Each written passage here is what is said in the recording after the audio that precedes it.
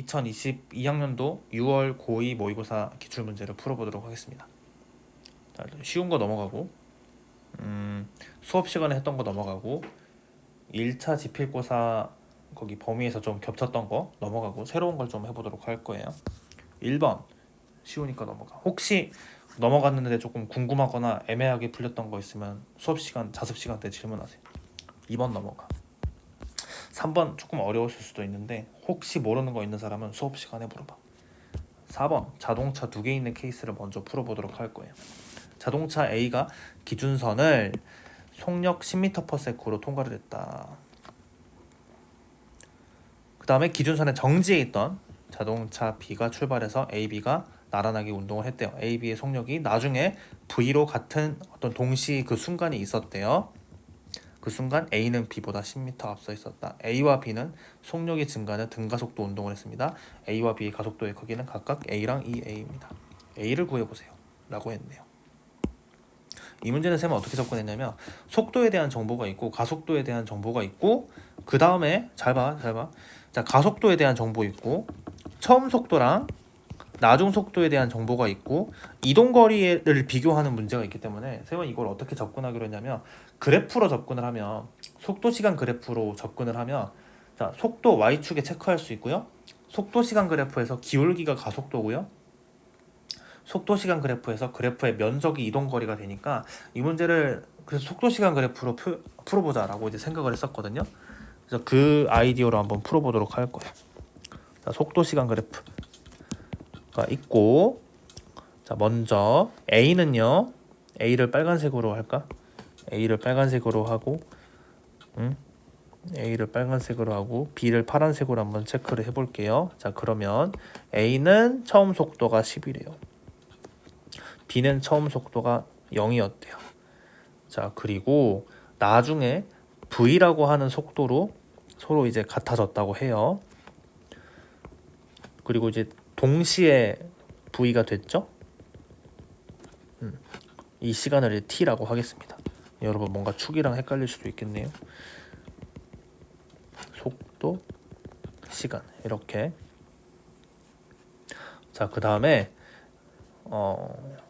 A는 자 이런 그래프가 돼 있을 거고 A의 가속도의 크기, 즉 속도 시간 그래프에서 기울기를 뜻하게 되겠죠.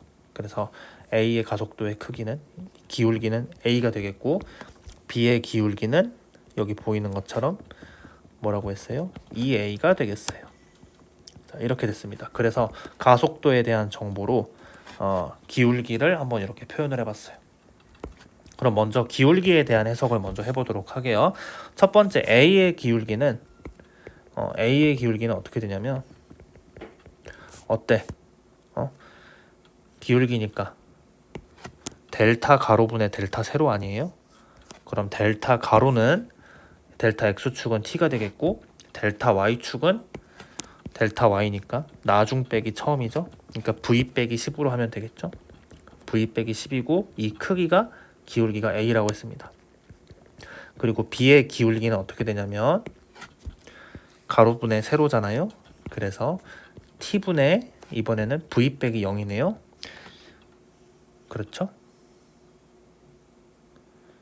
그래서 얘가 2a가 된다는 말이 되겠어요. 그럼 여기서 이제 비교가 가능하겠네요. 여기는 이 a가 a의 2배를 하면 이제 얘랑 똑같아지니까요. 그러면 t분의 그러니까 이렇게 할 거야. 이렇게 a의 가속도를 2배를 하면 a, b랑 이제 똑같아지니까 자, 이 방정식을 풀어볼 거예요. 그럼 t분의 2v 빼기 22 t분의 v가 돼서 양변에 분모 t를 또 지우면 이렇게 되겠습니다. 그럼 v를 이항을 하고 20을 이항을 하면 저 v라고 하는 숫자가 바로 이렇게 나오네요. 됐고 그래서 기울기에 대한 해석을 마쳤어요. 그리고 우리가 알아낸 거 여기 있는 저 나중 속도가 20이라는 걸 알아냈습니다. 자, 그 다음에 면적에 대한 해석을 해볼 거예요. 면적으로 우리가 알 수 있는 건 A는 B보다 10m 앞서 있다. 즉 A가 간 거리가 10m 더 길다는 뜻이니까 A가 간 여기 면적 있죠. 실제로 B가 간 이 면적보다 더 크죠. 응? 이만큼 더 크죠. 그래서 여기에 해당하는 게 10m라고 이제 보면 되겠어요. 자, 그래서 면적을 우리가 surface의 앞 글자를 따가지고 보통 A라고 많이 쓰거든요. 면적. 근데 이렇게 쓰면 여러분 헷갈리려나? 면적을 S라고 이제 한다는 거. 아니면 대문자 A를 쓰거나 S를 씁니다. 그래서 A의 면적은 우리가 어떻게 구하면 되냐면 사다리꼴의 넓이잖아요. 그래서 이렇게 할 거예요. 윗변 더하기 아랫변 곱하기 높이 곱하기 2분의 1 그렇게 접근을 하겠습니다. 그러면 윗변 더하기 아랫변 곱하기 높이 t를 이제 2로 나눈 거. 얘가 이제 A의 면적. 그러면 분모가 30이니까 15t가 되겠네요. 그리고 B의 면적은 삼각형이네요. 밑변이 t고 높이가 v죠. 20이죠. 그래서 밑변 곱하기 높이 곱하기 2분의 1을 해서 10t가 되겠습니다. 그런데 A가 간 저 거리가 B가 간 거리보다 얼마나 더 크다고 했냐면 10m 더 크다고 했죠. 그러면 5t가 10이니까 여기서 t가 2라는 걸 알아냈어요. 자, 우리가 구해야 되는 건 A입니다. 그래서 우리는 여기 있는 그냥 아무거나 보이는 거 여기 있는 식을 이용을 해볼 거예요. 우리가 구해야 되는 건 이제 A니까 자, 그럼 풀어봅시다. 최종적으로 봤을 때 저 A는 t분의 v 빼기 10이라고 했기 때문에 t는 2고 v는 20이라고 구했으니까 A는 2분의 10이니까 5가 나오겠습니다. 그래서 답은 5번. 이렇게 자동차 2개 유형짜리를 풀어봤어요. 자, 그리고 아래에 있는 충격량 문제를 한번 풀어볼 거예요. 수평 방향으로 날아오는 야구공과 야구 방망이가 충돌하는 모습입니다. 나는 야구공 AB가 있었는데 방망이랑 충돌하는 동안 AB에 작용하는 힘의 크기를 시간에 따라 나타냈습니다. 충돌하는 시간은 3배 차이가 나고요. 이 면적은 힘 시간 그래프 사이의 면적. 자, 보자. 자, 여기서 힘 시간 그래프에서 면적은 우리가 뭐라고 했었냐면 충격량의 크기랑 같죠? 자, B가 A보다 2배가 더 크네요. 자, 그랬을 때 이에 대한 설명으로 옳은 것을 골라보세요 라고 했어요. 뭔가 문제는 좀 복잡하고 그래프가 이런 모양이 나와서 어렵게 보이긴 한데 충격량의 개념을 알고 있으면 쉽게 풀 수 있어요. 야구 방망이로부터 야구공이 받은 충격량의 크기는 B가 A의 몇 배냐라고 물어봤는데 뭔가 이제 3배니까 저 시간으로 구하는 건가 라고 할 수 있는데 충격량의 크기는 그래프의 이제 면적이잖아요. 면적은 몇 배라고 했어요? 2배라고 했죠. 3배라고 했으니까 틀렸죠. 그다음 두 번째, 운동량의 변화량의 크기라고 물어봤어요. 운동량의 변화량의 크기가 뭐예요? 충격량이랑 똑같이. 개념 다시 한번 볼까요? 충격량의 크기는 뭐랑 같냐면 운동량의 변화량이랑 같다고 했어요. 그 다음에 얘는 또 뭐랑 같냐면 충격량의 정의는 힘 곱하기 그 힘이 작용하는 시간을 곱한 거라고 했었죠. 그래서 충격량 문제는 크게 이렇게 봅니다. 그 다음에 이 충격량이 FT 그래프에서 면적이랑 같고요. 다 저렇게 푸는 거예요. 자, 봅시다. 그럼 운동량의 변화량의 크기는 몇 배라고 했냐면 얘도 그럼 이제 면적을 보면 되겠지. 얘도 면적이지. 면적은 몇 배예요? B가 A의 2배냐고 물어봤어요. B가 A의 2배입니다 라고 했으니까 니에는 자동으로 맞겠습니다. 디귿, 야구 방망이로부터 야구공이 받은 평균 힘의 크기, 평균 힘이 나왔어요. 이 문제처럼 그래프가 이렇게 볼록한 개형 같은 경우에는 여기에 이제 평균 힘이 나온다는 거. 자, 야구공이 받은 평균 힘의 크기를 비교해봐라. 약간 이제 수식이 들어가야 될 것 같아요. A의 충격량이 있고 B의 충격량이 있잖아요. 근데 우리가 A의 이 면적을 기준으로 두도록 할게요. 그래서 이 A의 면적을 I라고 하면 B의 면적은 저 I A의 면적의 2배라고 했으니까 2I라고 보면 되겠네요. 그 다음에 A가 받은 충격량이 있겠죠. 충격력이 있겠죠. 그 다음에 B가 받은 힘이 있겠죠. 그리고 얘가 받은 이제 시간을 우리가 문제에서 나왔었는데 시간은 A가 t0고 B가 3t0입니다. 그래서 여기에 t0 F B 쪽에서는 3t0. 자, 그럼 따라서 우리가 평균 힘에 대해서 우리가 비교를 해야 되니까 FA의 평균 힘은 FA 평균은 t0분의 I, B의 평균 힘은 3t0분의 2I. 그래서 여기 보세요. t0분의 i가 이제 FA잖아요. 이렇게 쓸 수 있겠죠. 그럼 어때요? 평균 힘의 크기는 B가 A의 몇 배예요? 3분의 2배네요. 그래서 디귿이 맞아서 답은 4번이 되겠습니다. 5번이었어요.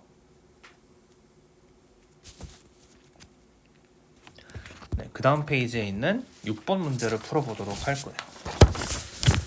그림가는 물체 AB를 실 P로 연결해서 수평면에 놓인 A를 손으로 잡아서 처음에 정지시켰습니다. 나는 A를 가만히 놓았대요. 가만히 놓았다. 처음 속도가 이제 0이라는 뜻이죠.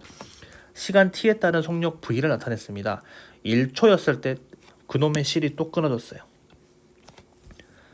그랬을 때 A랑 B의 질량은 M3입니다. 자, 이 그래프는 뭐라고요? B의 속도를 나타내는 거다라는 거. 그랬을 때 질량 M을 구해보세요. 자, 먼저 이거는 VT 그래프가 있고 우리가 이제 VT 그래프를 활용을 해야 되는데, 자, 이 그래프에서 기울기는 가속도다. 그 다음에 면적은 이동거리다 또는 변이다 라는 걸 사용해서 문제를 풀어보면 되겠어요. 먼저 실이 끊기기 전에 내용에 대해서 봐보도록 하겠습니다. 도르래 문제고 어떻게 풀어야 될까? 중력 가속도에 대한 문제도 내용도 나와 있고 그래프에서 가속도랑 이동거리를 구할 수 있는데 이 가속도라고 하는 개념을 좀 활용을 하기 위해서 이 문제를 F는 MA로 뉴턴 2법칙으로 접근을 해볼게요. 그럼 먼저 이 문제는 실이 A를 잡아당기는 힘의 크기 또는 P가 B를 잡아당기는 힘의 크기 그런 거를 물어보지 않았기 때문에 바로 A랑 B를 하나의 개로 생각해서 문제를 풀어보도록 할게요.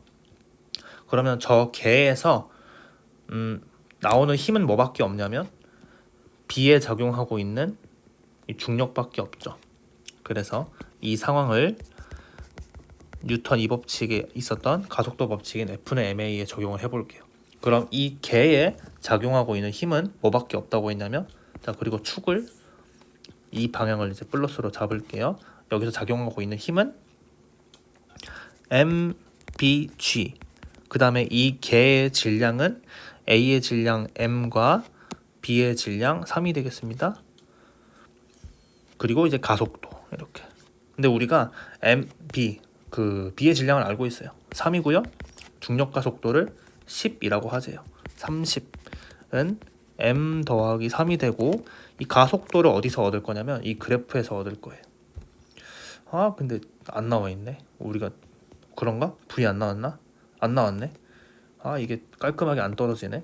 일단 여기에서 실 끊어지기 직전에 여기 있는 이 가속도를 구해보면 처음 가속도라고 할게요. 그러면 델타 X분의 델타 Y니까 기울기는 자 그러면 1분의 V가 되겠어요. 이렇게 해도 되겠지? 그러면 미지수가 두 개가 들어가 버리는데 얘는 좀 나중에 써먹을까? 저 가속도는 여기를 그냥 맨 처음부터 A1이라고 두자.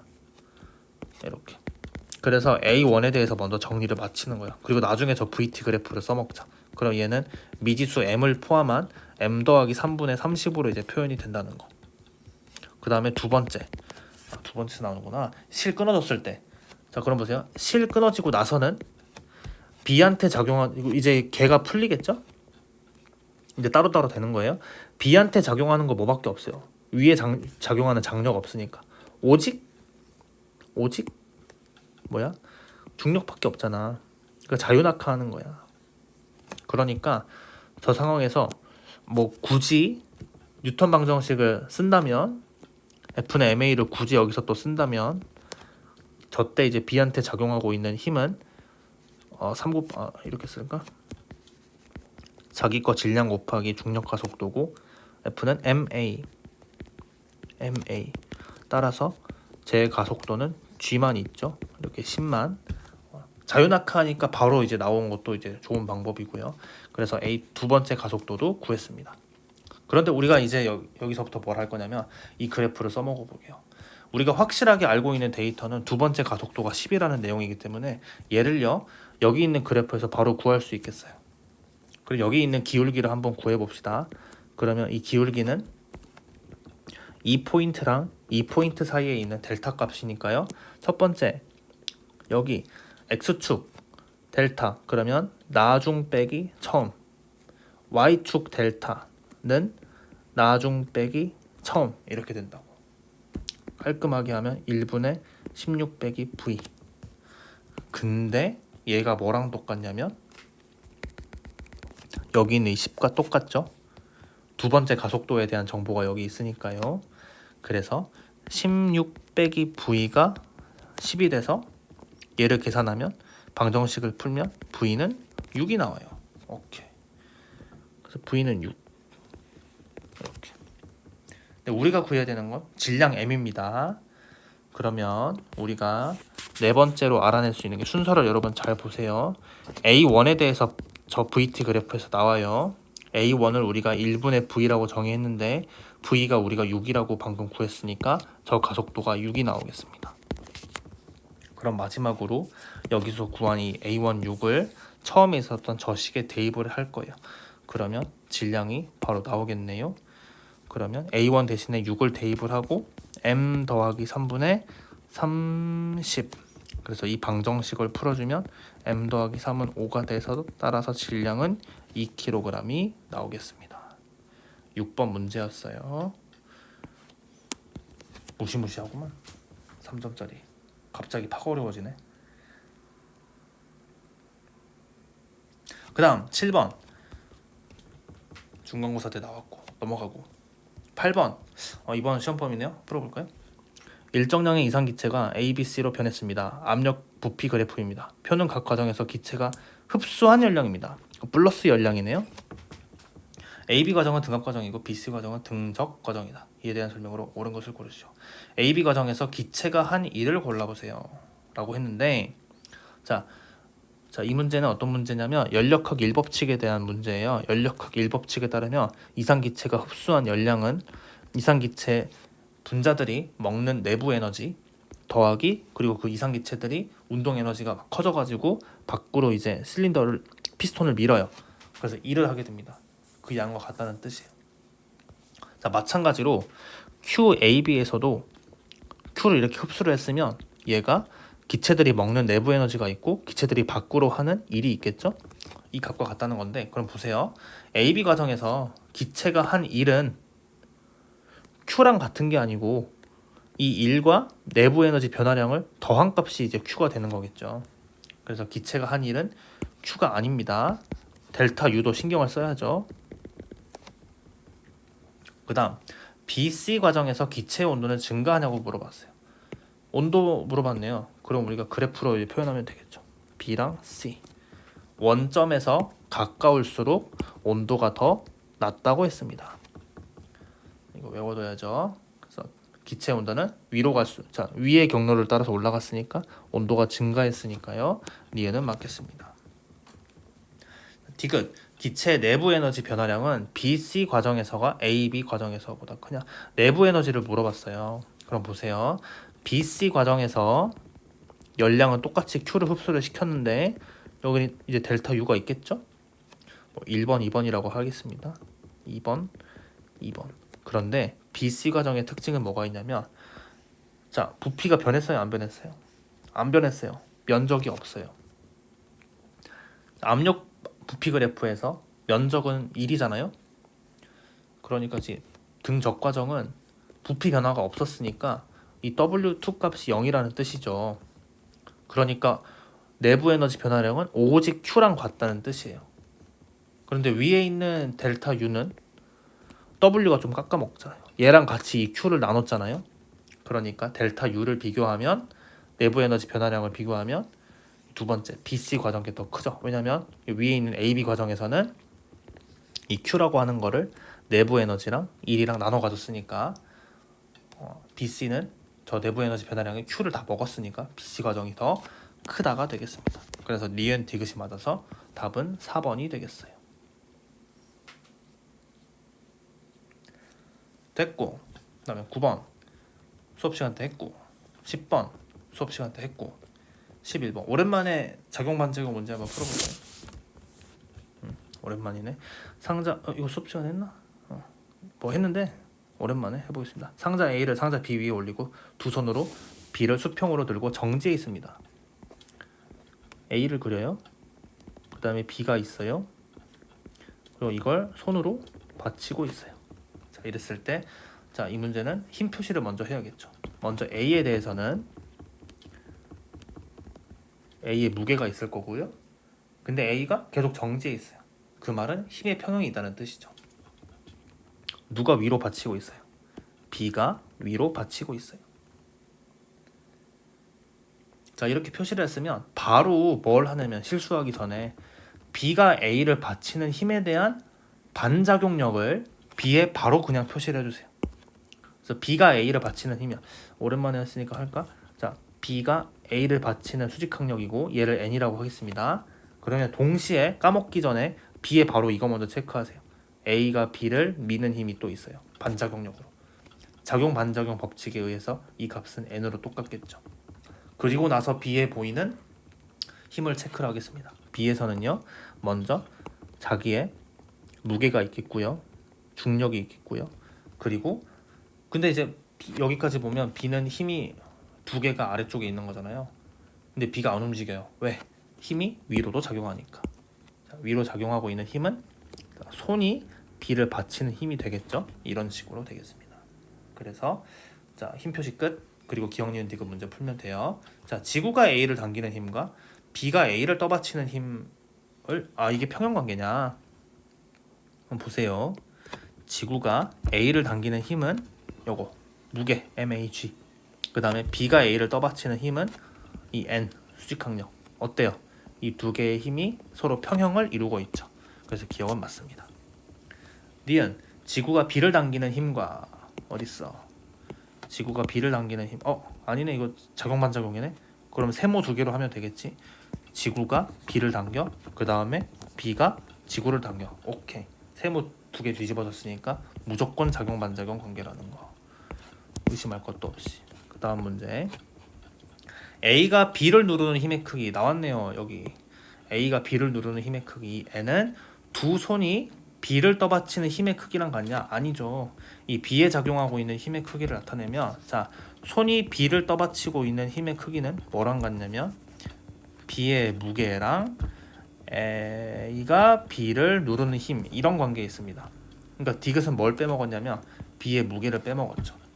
오직 이 두 개의 힘에 대해서만 비교했으니까 디귿은 틀려서, 자, 11번의 답은 4번이 되겠습니다.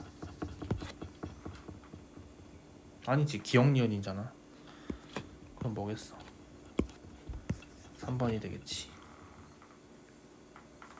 그 다음으로 12번 한번 풀어볼게요. 12번은 뭐 기네. 이거는 그냥 길기만 하고, 뭐야, 이거 운동량 보존 법칙 아니에요? 운동량 보존 법칙 이거 식 해가지고 풀면 되는 거니까 알아서 하세요. 13번 해보겠습니다.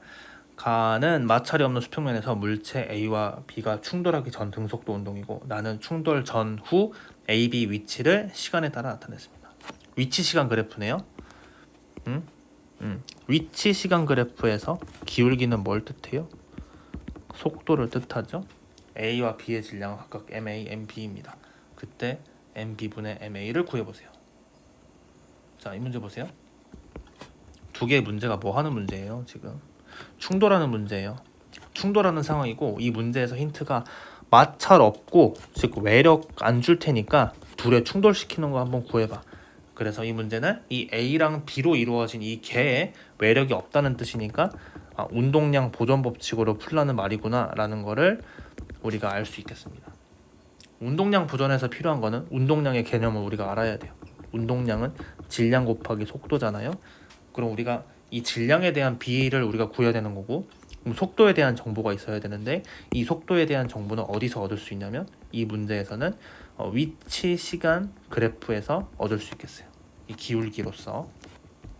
그럼 먼저 봐봅시다. 첫 번째, 자 여기 이 지점을 기점으로 두 개의 기울기가 변했으니까 이 2초 지점에서 충돌이 일어났다는 걸 알 수 있겠네요.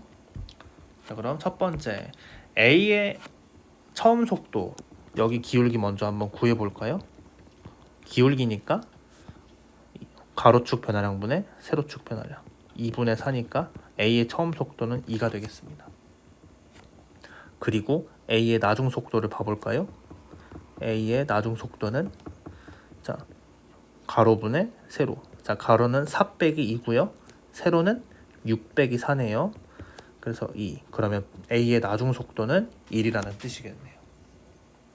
자 B의 처음 속도 볼까요? B의 처음 속도는 자 가로분의 2분의 자 세로는 나중 빼기 처음을 해야 되니까 4 빼기 6을 해서 2분의 마이너스 2니까 마이너스 1이네요.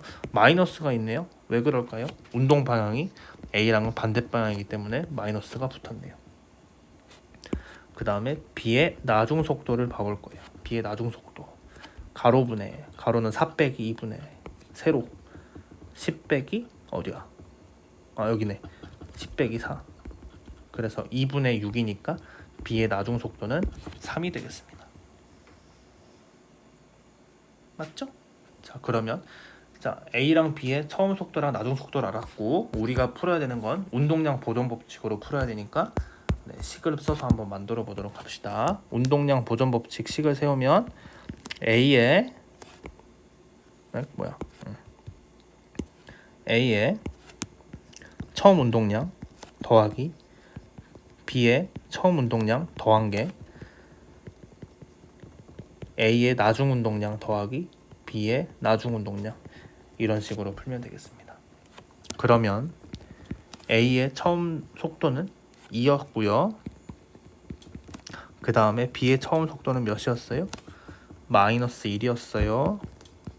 이퀄 A의 처음 나중 속도는 자 1이고 그리고 B의 나중 속도는 3이에요. 이 식을 한번 풀어보면 자 MA는 MA끼리, MB는 MB끼리 한번 이항시켜서 풀어보겠습니다. 그럼 MA는 자 이 마이너스 1이 오른쪽으로 이항돼서 3이랑 더해주면 4MB가 되겠어요. 우리 문제에서는 MB분의 MA를 물어봤으니까 답은 4가 되겠습니다. 답은 5번. 13번이었어요. 14번 쉬워. 15번 수업시간 했어. 넘어가. 16번 수업시간 했어. 17번 했어. 18번 어렵지 않아. 아니 수업시간 했나? 비슷한 거 했어. 19번 한번 해보도록 하겠습니다. 19번 가는 높이 h에서 질량이 m인 물체 a를 또 가만히 넣었네. 놓치지 마세요. 처음 속도가 0이라는 뜻이에요. 자, 수평면에 도달하는 순간 운동량의 크기가 p였어요. 운동량에 대한 정보가 있네요. 그 다음에 나에서는요 질량이 이번에 EM인 물체예요. 자 EM인 물체, 이런 문제 나왔을 때 주의해야 될 점이 나에서 식 세울 때 뭐 MGH건 2분의 MV 제곱이건 MV건 그걸 쓸 때 거기에 이제 무지성으로 푸느라고 EM인데 M을 쓰는 경우가 있어요. 그거 이제 실수 안 하기. 그 다음에 물체 B를 수평면에서 운동량의 크기가 2P로 연직 위 방향으로 던진 순간의 모습입니다. 이때 중력 포텐셜 에너지는 수평면에서 0이라고 뒀어요. 옳은 것을 골라보세요. 뭐 최고점 높이 물어봤고요. 그 다음에 뭐 운동량의 변화량 물어봤고요. 중력 포텐셜 에너지 물어봤어요. 자 근데 그러면 19번은 뭐야? 운동 에너지를 물어보고 중력 포텐셜 에너지를 물어보고 뭔가 역학적 에너지 물어본 것 같은데 운동량이 끼어 있잖아요. 19번은 이게 여러분이 공부하면서 뭘 알아야 되냐면 운동 에너지의 표기법에 대해서 우리가 공부를 해야 돼요. 운동 에너지는 2분의 1 mv 제곱이잖아요. 얘를 약간 변형시킬 수가 있어요. 자 2분의 mv 제곱을 해놓고 자 여기에 m분의 m을 곱해요. 곱하기 1을 해요. 그럼 여기서 어떻게 묶이냐면 2m분의 m제곱 v제곱이 돼서요. 그리고 이번엔 2m분의 mv가 뭐냐면 이제 p잖아요. 그래서 p의 제곱이 됩니다. 따라서 운동 에너지의 새로운 형태, 바로 2n분의 p 제곱이 된다는 거. 새로운 식 알아두세요. 운동 에너지는 2n분의 p 제곱으로도 쓰이는구나. 이거 뭐 고등학교 때는 많이 볼 일 없는데 대학교 때는 꽤 많이 씁니다. 이 꼴을 알아두세요. 2n분의 p 제곱으로 쓸 수도 있구나. 그래서 여기서 이 문제의 핵심은 역학적 에너지 보존 법칙인데, 운동량이 나왔다는 건 자, 운동 에너지를 2n분의 p 제곱으로 쓸 수 있냐, 그걸 이제 물어보는 문제라는 거예요. 참고로 이 문제에서 공기저항 무시한다고 했으니까 역학적 에너지 보존 법칙을 우리가 쓸 수 있다는 걸 알 수 있죠. 자, 그럼 봅시다. 19번 가 상황을 먼저 분석을 해볼 거예요. 여기 맨 처음에 속도가 0이라고 했었으니까 운동 에너지는 0이겠고, 그 다음에 위치 에너지, 포텐셜 에너지는 자, 질량은 m이고 중력 G 작용하고 가속도 G 작용하고 있고 높이가 h니까 저장하고 있는 포텐셜 에너지는 mgh. 자, 그리고 A가 이제 수평면으로 떨어졌을 때는 운동 에너지가 어때요? 자, 2n분의 p 제곱 바로 들어가고요. 그 다음에 포텐셜 에너지는 0. 그리고 공기 저항이 무시된다고 했었으니까 이 역학적 에너지랑 처음 역학적 에너지랑 이 나중 역학적 에너지가 보존되면 되겠죠. 같다는 걸로 식을 한번 세워보면 가에서는 이런 식이 나오겠습니다. 자, 첫 번째 역학적 에너지랑 나중 역학적 에너지 2n분의 p 제곱이 같다라는 관계식을 하나를 얻었어요. 자, 이걸 얻었고 이걸 이제 나에서 풀 때 이제 얻은 그 해석을 하면 되겠네요. 자, 나에서 b의 최고점 높이 물어봤어요. 여기서 여러분 이것도 체크해 두세요. 최고점이라는 거는 우리가 어떻게 해석해야 되냐면, 최고점은 속도가 있겠어요, 없겠어요? 없어요. 만약 어떤 높이에서 속도가 있다는 뜻이냐면, 속도가 있다면 더 높이 올라간다는 뜻이겠죠. 얘가 저기 올라가서 최고 높이를 찍었다는 뜻은 더 이상 안 올라간다는 뜻이니까 여기 최고 지점에서는 속도가 0이 된다는 뜻이 되겠습니다. 그래서 이 최고점의 높이를 우리가 알아보도록 할 건데, 그때 어떻게 알아볼 거냐면 이건 역학적 에너지 보존 법칙으로 알아낼 수가 있겠어요. 먼저 B가 처음 던져졌을 때 운동 에너지를 표현을 해보면, 자, 2n분의 P제곱 쓸 거예요. 자, 여기서 질량은 2m이고, 자, P는 그냥 P가 아니고 이렇게 2P죠. 그래서 2n분의 P 제곱이라는 거, 이렇게 표현되겠습니다. 그 다음에 포텐셜 에너지는 어떻게 되겠어요? 수평면에 있으니까 0. 그리고 어떤 높이 y만큼 올라갔을 때 이때 운동 에너지는 어때요? 최고점이니까 속도가 0이니까 운동 에너지가 없고, 그게 싹 다 이제 최고점으로 올라가서, 질량이 헷갈리면 안 돼. m, g, h 여기 부분 이렇게. 자, 그 다음에 공기 저항 없으니까 여기 첫 부분에서 역학적 에너지랑 나중 최고점까지 올라갔을 때 나중 역학적 에너지랑 더한 게 같다라고 보면 되겠습니다. 그래서 나에서 얻을 수 있는 관계식은, 자, 어떻게 좀 2n분의 p제곱꼴을 좀 살리고 싶거든요. 그래서 얘를 이렇게 해야겠다. 이걸 이렇게 살려야겠다. 2n분의 p제곱 이런 식으로 살릴 거예요. 그러면 여기 앞에 있는 이 2를 그대로 두고 그 다음에 2제곱을 풀어서 이렇게 쓸게요. 그러면 2n분의 p제곱이 이렇게 남게 되죠. 자, 얘가 뭐랑 같냐면 나중 역학적 에너지인 EMG Y랑 같겠습니다. 그리고 지울 거 지워봅시다. 2분의 4는 2니까 오른쪽에 있는 2랑 약분이 되고요. 그런데 보세요. 이 2n분의 p 제곱은 어디서 우리가 구했냐면 2n분의 p 제곱 여기서 구했죠. 그러니까 저 2n분의 p 제곱은 mgh랑 이제 똑같겠고, 그게 오른쪽에 구해놨던 mgy랑 똑같겠죠. 따라서 양변에 있는 mg를 소거를 하면 우리가 구해야 되는 나 상황에서의 최고점은 h랑 똑같겠습니다. 그래서 기억, B의 최고점의 높이는 h가 된다. 맞습니다. 니은 던진 순간부터 수평면에 되돌아올 때까지 B의 운동량을 물어봤어요. B의 운동량. 운동량 변화량 나왔다. 드디어 운동량의 변화량. 내가 그렇게 노래를 불렀던 운동량의 변화량. 잘 보세요. 얘가요 2P로 던졌어요. 그 다음에 얘가 최고점을 찍어요. 그리고 다시 떨어지겠죠. 떨어지고 나서 여기 속도 또는 운동량이 어떻게 될까요? 생각해보세요. 처음에 이 운동 에너지랑 이 포텐셜 에너지로 시작을 했고 쭉 올라가서 역학적 에너지 보존된 상태에서 포텐셜 에너지 여기까지 올려놨고 그 다음 다시 떨어지겠죠? 떨어지면 포텐셜 에너지 0이잖아요. 그리고 역학적 에너지 보존되잖아요. 그럼 떨어질 때 운동 에너지 어떻게 되겠어요? 똑같이 이렇게 되겠죠. 그 말이 무슨 말이냐면 떨어질 때도 똑같이 운동량이 2P로 떨어진다는 말이 되겠습니다. 그래서 처음 던졌을 때 속도가 만약 V0라고 한다면 최고점 찍고 다시 떨어졌을 때 속도가 그대로 V0가 돼요. 그게 무슨 말이냐면 역학적 에너지가 보존된다는 뜻이잖아요. 마찬가지로 운동량도 그렇겠죠. 그래서 여러분이 여기까지 알아서 던진 운동량이 2P면 나중에 바닥에 착지하는 운동량도 2P다. 그래서 운동량의 변화량도 2P니까 0이겠다라고 풀 수 있는데 이건 이제 그렇게 풀면 안 되지. 변화량의 개념은 나중 빼기 처음인데 정확하게 우리가 해줘야지. 자, 위쪽을 축 설정을 잘 해야 돼요. 위쪽을 플러스 축이라고 하겠습니다. 그럼 여러분 나중 운동량은 몇이에요? 위쪽이 플러스니까. 근데 얘는 떨어질 때 아랫방향으로 떨어졌으니까 나중 운동량은 마이너스 2P가 되겠습니다. 처음 운동량은 윗방향이고 우리가 윗방향을 플러스로 뒀으니까 플러스 2P가 되겠습니다.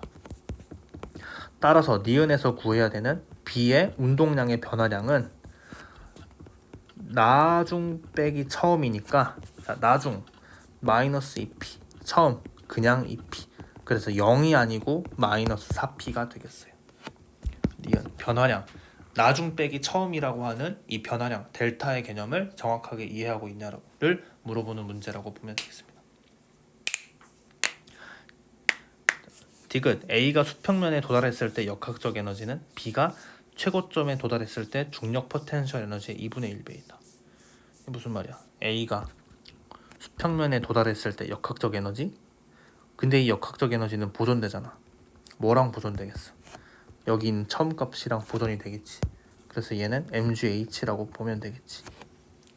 그 다음에 B가 최고점에 도달했을 때 중력 포텐셜 에너지 그냥 봐볼까요? 중력 포텐셜 에너지 아까 구한 거 보면 EM 질량을 놓치면 안 돼요. M이라고 쓰면 안 돼요. G 그 다음에 우리가 Y를 아까 H라고 구했죠? 몇 배인가요? 이 값에 2분의 1을 해야 mgh가 되니까 2분의 1배이다. 이렇게 받게 되겠네요. 기억 디귿이 맞아서 정답은 3번이 되겠습니다. 19번이었어요. 운동 에너지가 2m분의 p제곱으로 될 수 있다. 그 다음에 변화량의 개념을 잘 풀 수 있냐. 각각 상황에 대해서 역학적 에너지 보존 법칙 쓰고 여기서 얻은 관계식을 통해서 새로운 상황에서 방정식을 풀었을 때 그걸 이제 해석을 할 수 있냐. 역학적 에너지랑 중력 포텐셜 에너지를 제대로 꼴을 알아서 비교할 수 있냐를 물어보는 문제였습니다.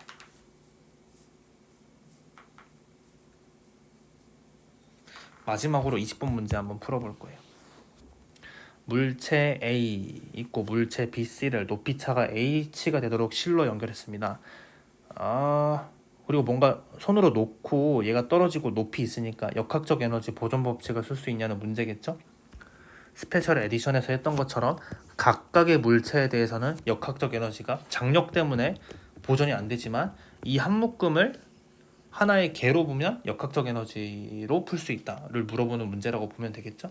이게 약간 델타 개념 써가지고 쉽게 풀 수 있는 방법이 있는데 여기서는 약간 나는 이제 정석으로 풀어볼게요. 여러분들이 운동 에너지랑 포텐셜 에너지랑 각각 구해서 이 역학적 에너지가 보존된다는 걸 개념을 공부했기 때문에 이 개념에 최대한 충실해가지고 최대한 정석적으로 약간 고지식하게 한번 풀어보도록 하겠습니다. 자, A를 가만히 놓았더니 일단 선생님 방법으로 공부를 해보고 그 다음에 여기 모의고사 풀이집에 좀 쉽게 풀이하는 방법이 그나마 좀 쉽게 풀이하는 방법이 있는데 그 방법도 한번 공부를 해보세요. 여기선 좀 정석으로 풀어볼게요.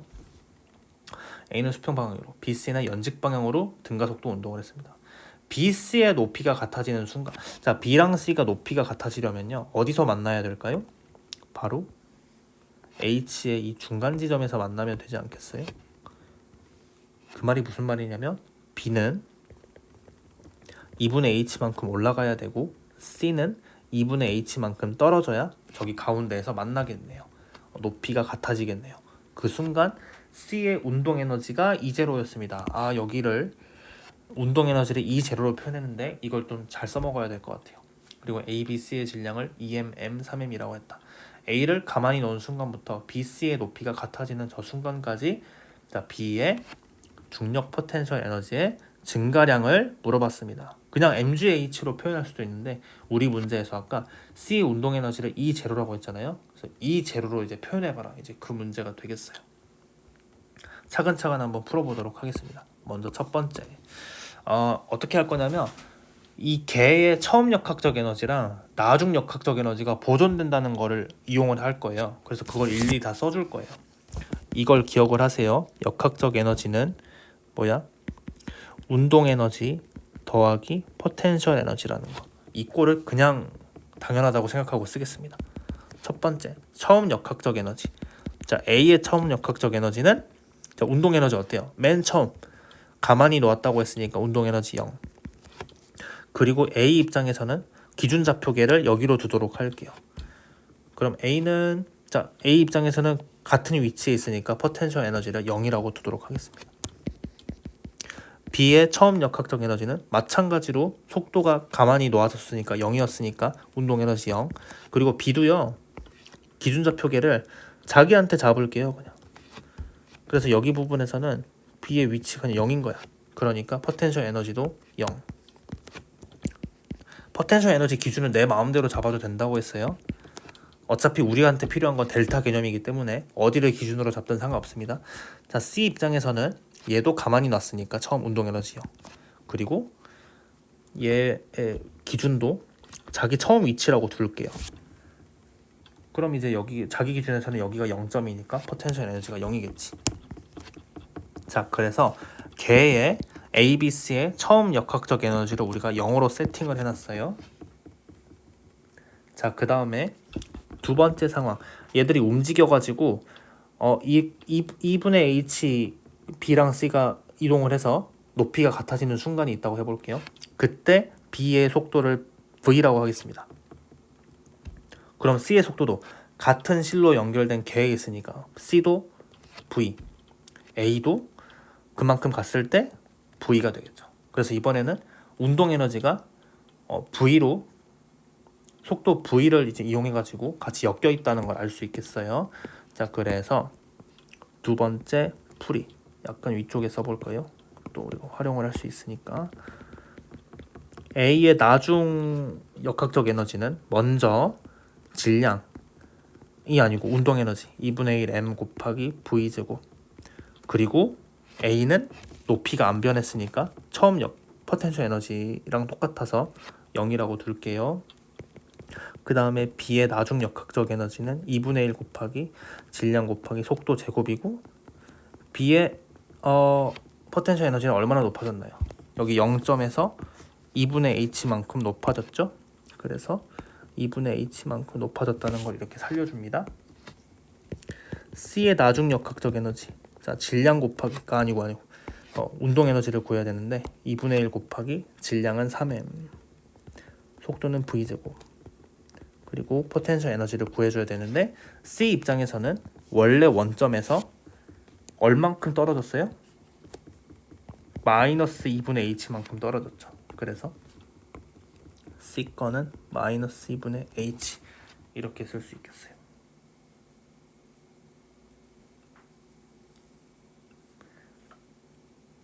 실수한 거 있잖아. MGH 저렇게 쓰지 말라니까. C 거 질량 뭐예요? 3M이잖아요. 3M. 뭐 이상하다 했어. 그래서 3입니다. 여기서 실수할 거 없고. 오케이. 이렇게 그러면 이번에는 A, B, C의 나중 역학적 에너지를 계산할 수 있겠어요. 운동 에너지만 쭉 봐볼게요. 2분의 1 V제곱을 동시에 갖고 있고 하니까 가운데 있는 2m, m, 3m을 더해서 계산을 하겠습니다. 그러면 2 더하기 1 더하기 3이니까 6m이 되겠고요. 그 다음에 V제곱 살리고요. 포텐셜 에너지 계산하면 어떻게 돼요? mg 2분의 h에다가 2분의 mgh에 빼기 2분의 3 mgh를 하니까 마이너스 2분의 2 mgh가 되죠. 그러면 마이너스 mgh가 남네요. 그런데요, 어때요? 이 문제에서는 모든 마찰과 공기 저항을 무시한다고 했으니까, 자, 세 번째, 처음 역학적 에너지랑 나중 역학적 에너지가 같다는 게 나와요. 그러면 우리가 각자 구해놨으니까 처음 역학적 에너지는 0이었고 나중 역학적 에너지는 저거 약간 간략하게 하면 3mv 제곱은 빼기 m 마이너스 mgh. 따라서 3 뭐 구해야 돼? 그냥 해. 일단 3mv 제곱은 mgh. 이런 관계식을 얻었습니다. 먼저 그 다음 우리가 해줘야 되는 건 B의 중력 포텐셜 에너지의 증가량을 이제로로 표현을 해야 되잖아요. 그럼 먼저 우리가 구해야 되는 중력 포텐셜 에너지의 증가량은 공식이 변화량이랑 똑같다고 했었어요. 자, 그러면 나중 빼기 처음이잖아요. 따라서 우리가 구해야 되는 저 증가량은 C 거 나중 포텐셜 에너지 몇이에요? 마이너스 m g 2분의 h죠. 나중 포텐셜 에너지 빼기 처음 거 0이라고 뒀죠. 그래서 우리가 표현해야 되는 건 증가량이잖아. 증가량인데 이렇게 마이너스가 나와도 되는 건가? B네요. B. C가 아니고 뭐 하는 거야? 빨리 끝내고 싶어가지고 지금. 네. B의 중력 포텐셜 에너지. 그러면 M, G 나중 빼기 처음. 그래서 우리가 표현해야 되는 건 저 2분의 mgh를 E 제로로 표현하는 거예요. 자, 그러면 얼른 끝냅시다. E 제로가 뭐였었냐면 C의 운동 에너지잖아요. C의 운동 에너지 뭐예요? 2분의 1 질량 3m. 그때 속도 V 제곱이 얘가 E 제로래요. 따라서 3mv 제곱은 E 제로겠죠? 이 3mv 제곱은 여기서 해놨죠? 따라서 mgh가 E 제로죠? 우리가 구해야 되는 건 2분의 mgh죠? 근데 mgh를 E 제로라고 했죠? 그래서 E 제로가 되겠죠. 그래서 우리가 구한 B의 중력 포텐셜 에너지의 증가량은 E 제로로 표현되면 이렇게 되겠습니다. 그래서 답은 1번. 그래서 마지막 문제까지 풀어봤어요.